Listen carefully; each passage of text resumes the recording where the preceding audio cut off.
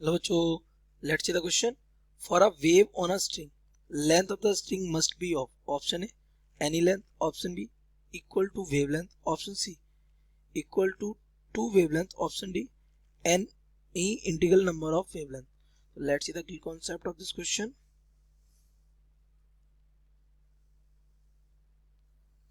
है ना, तो आपको चाहिएगा वेव का किस पे, on string.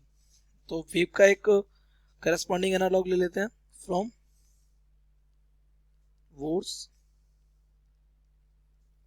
Atomic theory.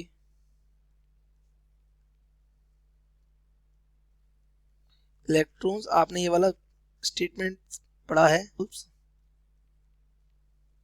Only in those orbits for which the angular momentum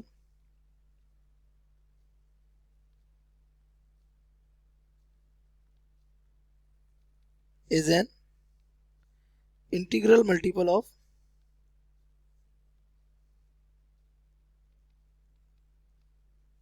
h upon 2 pi.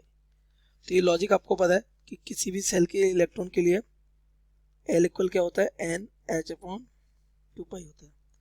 तो अगर हम एक सेल की एक एटम की शेल को स्ट्रिंग माने, क्या माने, एक स्ट्रिंग कंसीडर कर लेते हैं ऐसे, जो कि वो है नहीं, फिर भी उसको स्ट्रिंग कंसीडर अगर करें तो ये फर्स्ट सेल में क्या रहेगा. तो फर्स्ट सेल के लिए फर्स्ट सेल का angular momentum L1 is equal to, ये हमारा क्या होना चाहिए, एन. पहले तो इसको देख लेते हैं, इसके लिए फर्स्ट सेल या सेकेंड सेल के लिए होता क्या है, एल एच अपॉन 2 पाई होता है.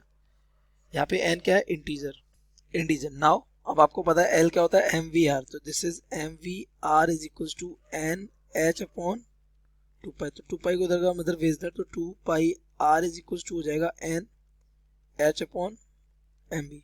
अच्छा, according to de Broglie h upon m b क्या होता है, वेवलेंथ, है ना. तो 2 पाई आर ये हो गई लेंथ. अगर इसे ध्यान से देखें तो ये इस सेल की क्या हो गई, लेंथ हो गई.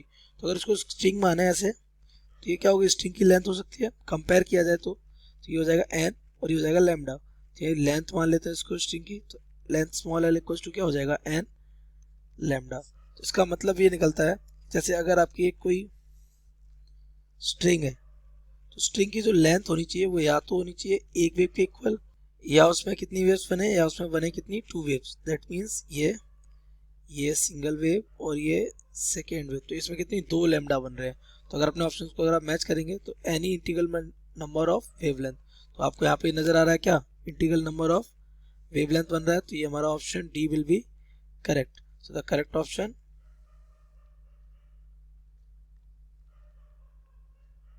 D. I hope you have understood it well.